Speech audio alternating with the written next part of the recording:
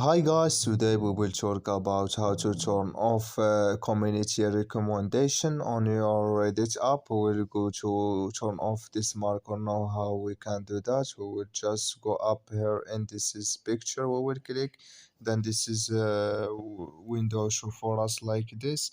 Then we just click here on settings. Then we come to settings window and we just click here on account settings for you. Then we come to account settings here in this window. Then you just click here on manage notifications. Then we come to a notifications window here in this window. Then we just go down and we come here to community recommendation. We will go to turn off. We will just click here on this is mark here, and like you see color it's gone. That's mean community recommendation is turned off now. So that's all now. I wish now you I get it. Thank you for watching. Don't forget to support us by liking, subscribe, and see you in next video.